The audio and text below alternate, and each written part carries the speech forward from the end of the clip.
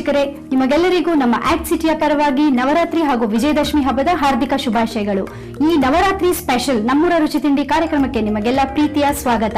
ಇವತ್ತು ನಾವು ಜೆಪಿ ನಗರಲ್ಲಿರೋ ಪೂರ್ಣಿಮಾ ಮನೆಗೆ ಬಂದಿದ್ದೀವಿ. ಪೂರ್ಣಿಮಾ ಅವರು ನಮಗೆ ದಸರಾ ಸ್ಪೆಷಲ್ 2 ಡಿಶಸ್ ನ ಮಾಡ್ಕೊಡ್ತೀನಿ ಅಂತ ಹೇಳಿದ್ದಾರೆ. ಬನ್ನಿ ಹಾಗಿದ್ರೆ ಅವ್ರ ಮನೇಲಿ ಹೇಗೆ ದಸರಾ ಆಚರಿಸ್ತಾರೆ, ಹಾಗೆ ಅವ್ರು ಯಾವ ಡಿಶಸ್ ಮಾಡ್ತಾರೆ ಅವ್ರನ್ನೇ ಮಾತಾಡ್ಸೋಣ.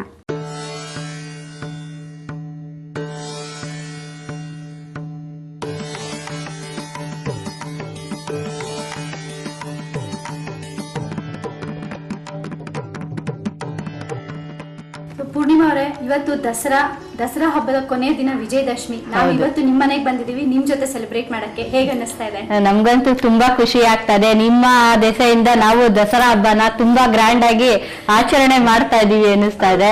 ಸೊ ನಿಮ್ಮನ್ನ ನೋಡಿದ ತಕ್ಷಣ, ನಿಮ್ಮ ಮನೆಗೆ ಬಂದ ತಕ್ಷಣನೇ ಅನ್ನಿಸ್ತು ತುಂಬಾ ಜೋರಾಗಿದೆ ಹಬ್ಬ ಅಂತ. ಹೌದು, ಎಷ್ಟು ಚೆನ್ನಾಗಿ ಬೊಂಬೆಗಳೆಲ್ಲ ಕೂಡಿಸಿದಿರ, ತುಂಬಾ ಚೆನ್ನಾಗಿದೆ, ತುಂಬಾ ಕ್ಯೂಟ್ ಆಗಿದೆ. ತುಂಬಾ ಥ್ಯಾಂಕ್ಸ್ ಇದೆ. ನಿಮ್ಮ ಪರಿಚಯ ನೀವು ಮಾಡ್ಕೊಂಡು. ನನ್ನ ಹೆಸರು ಪೂರ್ಣಿಮಾ ಅಂತ ಹೇಳಿ, ಇವರು ನಮ್ಮ ಅತ್ತಿಗೆ ಆಗ್ಬೇಕು, ವಿದ್ಯಾ ಅಂತ ಹೇಳಿ. ಅವರು ಅವ್ರ ಮಗ ಗಣೇಶ್ ಕೃಷ್ಣ ಅಂತ ಹೇಳಿ. ದಸರಾ ಹಬ್ಬಕ್ಕೆ ಎಲ್ರು ಒಟ್ಟಿಗೆ ಸೇರಿ ಸೆಲೆಬ್ರೇಟ್ ಮಾಡ್ತಾ ಇದೀವಿ ನಾವು. ಸೊ ನೀವು ನಿಮ್ಮ ಮನೆಯಲ್ಲಿ ಅಂದ್ರೆ ಬೊಂಬೆ ಕೂಡಿಸಿದ್ದೀರಾ ಅಥವಾ ಇಲ್ಲೇ ಎಲ್ಲ ಒಟ್ಟಿಗೆ? ಅವ್ರವ್ರ ಮನೇಲಿ ಕೂಡಿಸಿರ್ತೀವಿ, ಬಟ್ ಒಂದೊಂದು ದಿನ ಒಂದೊಂದು ಒಬ್ಬೊಬ್ರ ಮನೆಗೆ ಹೋಗಿ ಎಲ್ರು ಸ್ವಲ್ಪ ಎಂಜಾಯ್ ಮಾಡ್ಬೋದಲ್ಲ. ಸೊ ಈ ನೆಪದಲ್ಲಾದ್ರೂ ಅಟ್ಲೀಸ್ಟ್ ಮನೆಯವರೆಲ್ಲ ಎಲ್ರು ಸೇರಿದಾಗ ಆಗುತ್ತೆ. ಬರೀ ಪರೀಕ್ಷೆಗಳು ಅದು ಅಂತ ಎಲ್ರು ಅವ್ರವ್ರ ದಿನ ಅವ್ರವ್ರ ಕಳಿಯೋದಾಗುತ್ತೆ. ಸೊ ಅಟ್ಲೀಸ್ಟ್ ಈ ನೆಪದಲ್ಲಾದ್ರೂ ಎಲ್ಲ ಒಟ್ಟಿಗೆ ಸೇರ್ಬೋದು ಅಂತ ಹೇಳಿದ್ರೆ. ನೀವ್ ದಸರಾ ದಿನ ಅಂತಂದ್ರೆ 9 ದಿನಾನು ಬೊಂಬೆ ಕೂಡಿಸಿ ಅದಕ್ಕೆ ಏನೇನ್ ಮಾಡ್ಬೇಕು? ಕೂಡ್ಸೋದು ಪಾಡ್ಯ ದಿನದಿಂದಾನೇ ಕೂಡ್ಸೋದು. ಬಟ್ ಇರೋದು ಅದೇ ಸ್ವಲ್ಪ ಹಬ್ಬಗಳು ಸ್ವಲ್ಪ ಜೋರಾಗಿ ಆಗೋದು ಅಂದ್ರೆ ಸಪ್ತಮಿ ದಿನದಿಂದ. ಸರಸ್ವತಿ ಹಬ್ಬ ಶುರುವಾಗುತ್ತಲ್ಲ ಸಪ್ತಮಿ ದಿನ, ಆವತ್ತು ಸರಸ್ವತಿ ಹಬ್ಬ, ಆಮೇಲೆ ದುರ್ಗಾಷ್ಟಮಿ, ಆಮೇಲಿಂದ ಆಯುಧ ಪೂಜೆ, ಆಮೇಲೆ ಕಡೆ ದಿನ ವಿಜಯದಶಮಿ. ಸೊ 4 ದಿನ ಅಂತ ಸ್ವಲ್ಪ ಜೋರಾಗಿರುತ್ತೆ ಹಬ್ಬಗಳು. ಸೊ ದುರ್ಗಾಷ್ಟಮಿ ಅಂತಂದ್ರೆ ಆವತ್ತಿನ ದಿನ ಏನ್ ಮಾಡ್ತೀರಾ ನೀವು? ಆವತ್ತು ದುರ್ಗಾ ಪೂಜೆ. ಸೊ ಆವತ್ತು ಸ್ಪೆಷಲ್ ಅಂದ್ರೆ ಇರೋದೇ ಆಂಬೋಡೆ, ಅದೆಲ್ಲ ಸ್ಪೆಷಲ್. ಆಯುಧ ಪೂಜೆ ಅಂತಂದ್ರು ನೀವು ಅಂದ್ರೆ ಮನೇಲಿ ಅದನ್ನು ಗ್ರ್ಯಾಂಡ್ ಅದು ಅದೇ ಇರುತ್ತಲ್ಲ, ಗಾಡಿಗಳಿರುತ್ತೆ ಎಲ್ರದ್ದು. ಅವತ್ತು ಮನೆಗಳಿಗೆ ಬಾಗ್ಲುಗಳಿಗೆಲ್ಲ ಪೂಜೆ ಮಾಡ್ತಾರೆ. ಆಯುಧ ಪೂಜೆ, ಮನೇಲಿ ಏನೇನು ಅಡಿಗೆ ಮನೆಗೆ ಉಪಯೋಗಿಸೋದು, ಆಮೇಲೆ ಈ ಮೆಕ್ಯಾನಿಕ್ ಇದ್ರದೆಲ್ಲ ಇರುತ್ತಲ್ಲ ಅದನ್ನೆಲ್ಲ ಇಟ್ಟು ಪೂಜೆ ಮಾಡ್ತಾರೆ. ಅದನ್ನ ಆಯುಧ ಪೂಜೆ ಬಂದು ದಸರಾ ಅಂತಂದ್ರೆ ಆಯುಧ ಪೂಜೆಯಿಂದ ಶುರುವಾಗತ್ತಾ ಅಥವಾ ಯಾವಾಗಿಂದ ನೀವು ಶುರು ಮಾಡ್ತೀರಾ? ಅಂದ್ರೆ ಪಾಡ್ಯದಿಂದನೇ ಶುರು ಜೋಡಿಸೋದು ಎಲ್ಲ ಶುರು ಆಗೋಗಿರುತ್ತೆ. ಪೂಜೆ ಅವತ್ತೇ ಇಟ್ಬಿಟ್ಟಿರುತ್ತೆ ಕಲಶ ಎಲ್ಲ. ಆಮೇಲಿಂದ ಅದೇ ಸರಸ್ವತಿ ಹಬ್ಬದ ದಿನದಿಂದ ಅವತ್ತೆಲ್ಲ ವಿದ್ಯಾರ್ಥಿಗಳಿಗೆ. ಸೊ ಫಸ್ಟ್ ಸರಸ್ವತಿ ಪೂಜೆ ಮತ್ತೆ ದುರ್ಗಾಷ್ಟಮಿ, ಆಮೇಲಿಂದ ಆಯುಧ ಪೂಜೆ, ಆಮೇಲಿಂದ ಕಡೆ ದಿನ ಅದೇ ತಾಯಿ ಶಾಂತವಾಗ್ಲಿ ಅಂತ ವಿಜಯದಶಮಿ. ಅವತ್ತು ಯುದ್ಧ ಮುಗಿಯುತ್ತೆ ಅಮ್ಮನವ್ರದ್ದು, ಅವತ್ತು ಕೊನೆ ಆಗುತ್ತೆ ಅಂತ. ಸೊ 9 ದಿನದವರೆಗೂ ಯುದ್ಧಗಳು ನಡೀತಾ ಇರುತ್ತೆ. 9ನೇ ದಿನ ರಾತ್ರಿ ಯುದ್ಧ ನಿಲ್ಲುತ್ತಲ್ಲ, ದೇವಿ ಶಾಂತಳಾಗ್ತಾಳಲ್ಲ, ಅವಾಗ ವಿಜಯದಶಮಿ ಅಂತ ಮಾಡೋದು. ಸೊ ಇವತ್ತು ನೀವು ದಸರಾ ಆಗಿರೋದ್ರಿಂದ ಏನೋ ಸ್ಪೆಷಲ್ ಸ್ವೀಟ್ ಮತ್ತೆ ಖಾರ ಎಲ್ಲ ಮಾಡ್ಕೊಡ್ತೀವಿ ಅಂತ ಹೇಳಿದ್ರಿ. ಹೌದು, ನಂಗಂತೂ ತುಂಬಾ ಕ್ಯೂರಿಯಾಸಿಟಿ ಆಗ್ತಿದೆ ಏನ್ ಮಾಡಬಹುದು ಅಂತ ಅನ್ಬಿಟ್ಟು. ಸೊ ತಡ ಮಾಡೋದ್ ಬೇಡ, ಕಿಚನ್ಗೆ ಹೋಗ್ಬಿಡೋಣ. ಆಯ್ತು, ಖಂಡಿತ ಬನ್ನಿ. ಸೊ ನಿಮಗೆ, ನಿಮ್ಮ ಮನೆಯವರಿಗೆ ಎಲ್ರಿಗೂ ನವರಾತ್ರಿ ಹಬ್ಬದ ಶುಭಾಶಯಗಳು. ನಿಮಗೂ ಅಷ್ಟೇ ದಸರಾ ಹಬ್ಬದ ಶುಭಾಶಯಗಳು. ನೀವು ಎಲ್ರಿಗೂನು ಎಲ್ಲಾರ್ಗುನು ನಿಮ್ ಚಾನೆಲ್ ಪರವಾಗಿ ನಾವು ಎಲ್ರಿಗೂ ಹೇಳ್ತಾ ಇದೀವಿ. ನಿಮ್ಗೂ ಅಷ್ಟೇ. ಹೋಗೋಣ ಹಾಗಿದ್ರೆ. ಆಯ್ತು, ಬನ್ನಿ.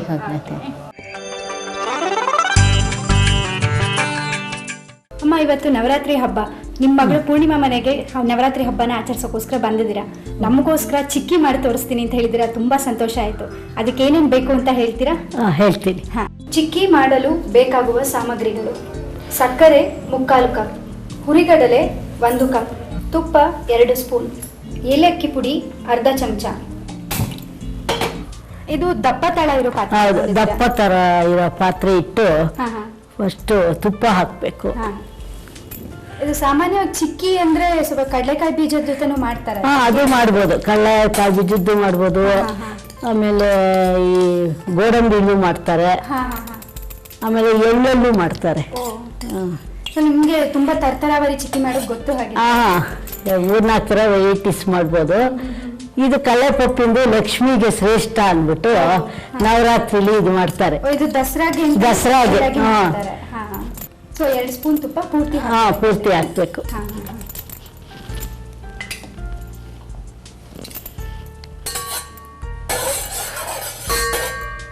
ಇದಾದ್ಮೇಲೆ ಸಕ್ಕರೆ ಸಕ್ಕರೆ ಹಾಕ್ತಾ ಇದ್ದೀವಿ.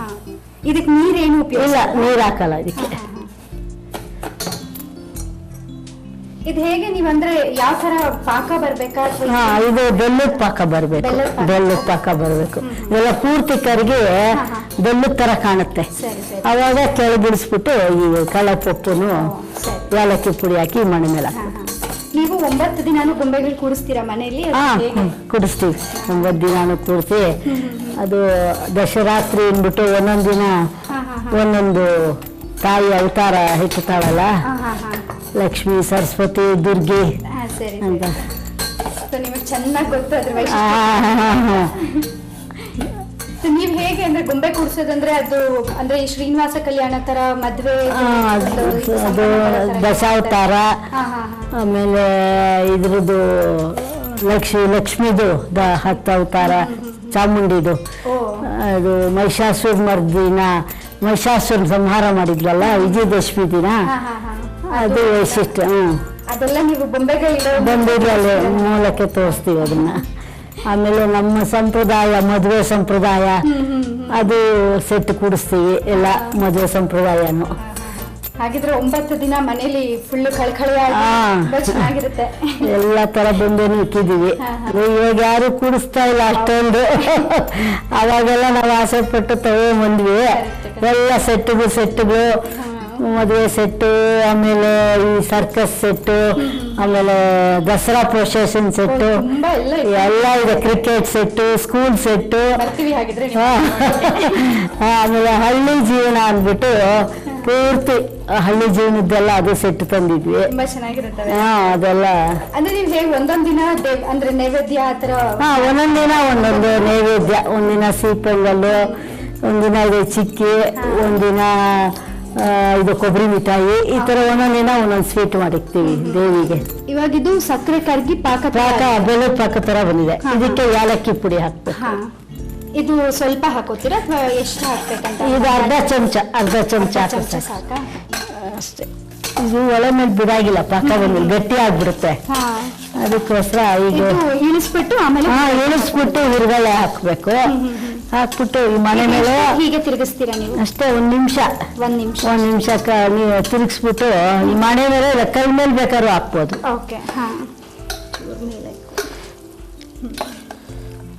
ಇದು ಈ ತರ ಇಟ್ಕೊಳ್ಳೋದಾ?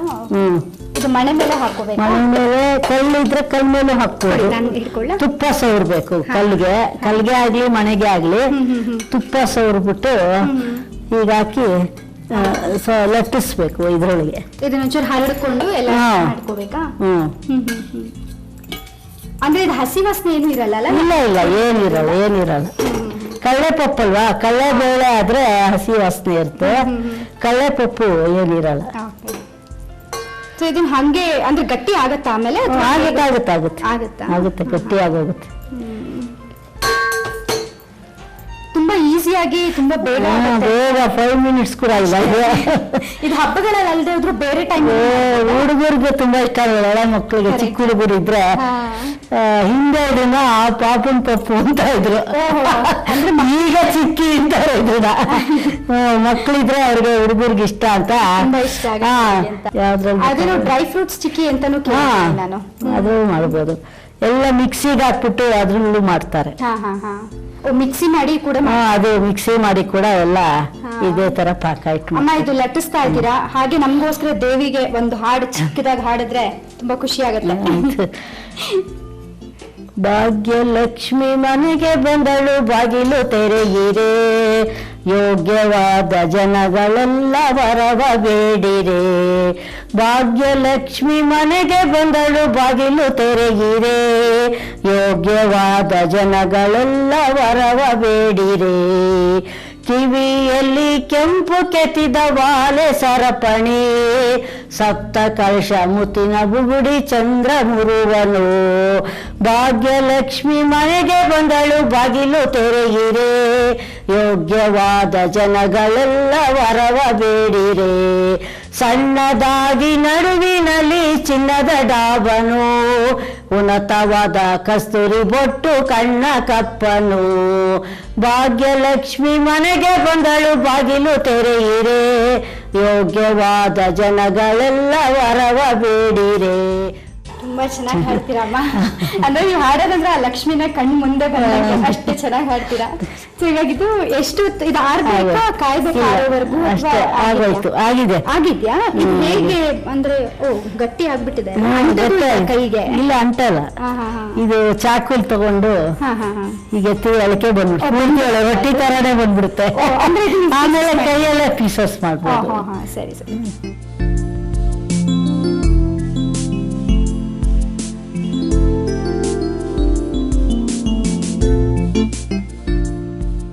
ಚಿಕ್ಕಿ ರೆಡಿ ಆಗಿದೆ? ರೆಡಿ ಆಗಿದ್ಯಮ್ಮ. ಇದು ದೇವಿಗೆ ತುಂಬಾ ಶ್ರೇಷ್ಠ ಅಂಟು ನವರಾತ್ರಿಲಿ ಮಾಡ್ತಾರೆ. ಲಕ್ಷ್ಮಿ ಚೆನ್ನಾಗಿದೆ ನೋಡಕ್ಕೆ, ತಿನ್ನಕ್ಕೆ ನೋಡ್ಬೇಕು ಹೇಗಿದೆ ಅಂತ. ವೀಕ್ಷಕರೇ ನೋಡಿದ್ರಲ್ಲ, ದಸರಾ ಸ್ಪೆಷಲ್ ಚಿಕ್ಕಿ ತುಂಬಾ ಸಿಂಪಲ್ ಆಗಿ ಮಾಡಿಕೊಟ್ರು, ಹಾಗೆ ಸಖತ್ತಾಗಿದೆ ನೋಡಕ್ಕೆ. ಇದನ್ನ ನಾನು ಟೇಸ್ಟ್ ಮಾಡಕ್ ಮುಂಚೆ ನೀವೊಂದು ರೀಕ್ಯಾಪ್ ನೋಡ್ಕೊಂಡ್ ಬನ್ನಿ, ಆಮೇಲೆ ಹೇಗಿದೆ ಅಂತ ಹೇಳ್ತೀನಿ. ಮೊದಲು ಪಾತ್ರೆಗೆ 2 ಸ್ಪೂನ್ ತುಪ್ಪ ಹಾಕಿ ಸಕ್ಕರೆ ಪುಡಿ ಬೆರೆಸಿ ಪಾಕ ಬರುವವರೆಗೆ ಕಾಯಿಸಬೇಕು. ನಂತರ ಏಲಕ್ಕಿ ಪುಡಿ ಹಾಗೂ ಹುರುಗಡಲೆ ಹಾಕಿ ಬೆರೆಸಿ ನಂತರ ಕೆಳಗಿಳಿಸಿ ಹಲಗೆಯ ಮೇಲೆ ತಟ್ಟಿ. ಈಗ ನಿಮ್ಮ ಕಡಲೆ ಚಿಕ್ಕಿ ಸವಿಯಲು ಸಿದ್ಧ. ವೀಕ್ಷಕರೇ ರೀಕ್ಯಾಪ್ ನೋಡ್ಕೊಂಡ್ ಬಂದ್ರಲ್ಲ, ಈಗ ಇದನ್ನ ಟೇಸ್ಟ್ ಮಾಡೋ ಟೈಮ್. ಹೇಗಿದೆ ಅಂತ ಹೇಳ್ತೀನಿ. ತುಂಬಾ ಗರ್ಗರಿಯಾಗಿ ಒಂಥರ ಚೆನ್ನಾಗಿ ಬಂದಿದೆ, ಸೂಪರ್ ಆಗಿದೆ. ವೀಕ್ಷಕರೇ ನೀವು ಮನೆಯಲ್ಲಿ ಟ್ರೈ ಮಾಡಿ, ಇದು ದೇವಿಗೆ ತುಂಬಾ ಇಷ್ಟ ಅಂತೆ, ದಸರಾ ಸ್ಪೆಷಲ್. ಇದನ್ನ ನೀವು ಮನೆಯಲ್ಲಿ ಮಾಡಿ. ಅಮ್ಮ ತುಂಬಾ ಥ್ಯಾಂಕ್ಸ್ ನಿಮ್ಗೋಸ್ಕರ, ಇಷ್ಟು ಖುಷಿಯಾಗಿ ಇದೊಂದು ಅವಕಾಶ ಕೊಟ್ಟಿದ್ದಕ್ಕೆ ತುಂಬಾ ನಿಮ್ಗೆ ಧನ್ಯವಾದಗಳು. ಸಂತೋಷ ಆಯ್ತಮ್ಮ. ನಿಮ್ಗೆ ಇಲ್ಲಿ ಬಂದು ಹೇಗೆ ಅನ್ನಿಸ್ತು? ತುಂಬಾ ಸಂತೋಷ ಆಯ್ತು, ನಮ್ಮ ಮನೇಲೆ ಮಾಡ್ದಟ್ಟು ಖುಷಿ ಆಯ್ತು ನಿಮ್ಗೆ.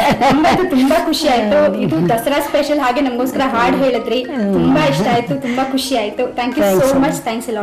ನಿಮ್ಗೂ ನವರಾತ್ರಿ ಹಬ್ಬದ ಶುಭಾಶಯಗಳು. ಥ್ಯಾಂಕ್ಸ್ ಅಮ್ಮ. ವೀಕ್ಷಕರೇ ಚಿಕ್ಕಿ ಅಂತೂ ಆಯ್ತು. ಪೂರ್ಣಿಮಾ ತಾಯಿಯವರು ನಮಗೋಸ್ಕರ ದಸರಾ ಸ್ಪೆಷಲ್ ಚಿಕ್ಕಿ ಮಾಡ್ಕೊಟ್ಟಿದ್ದಾರೆ. ನೆಕ್ಸ್ಟ್ ಪೂರ್ಣಿಮಾ ಅವ್ರು ನಮಗೋಸ್ಕರ ಸ್ಪೆಷಲ್ ಏನ್ ಮಾಡ್ಕೊಡ್ತಾರೆ ಅಂತ ನೋಡೋಣ ಬನ್ನಿ.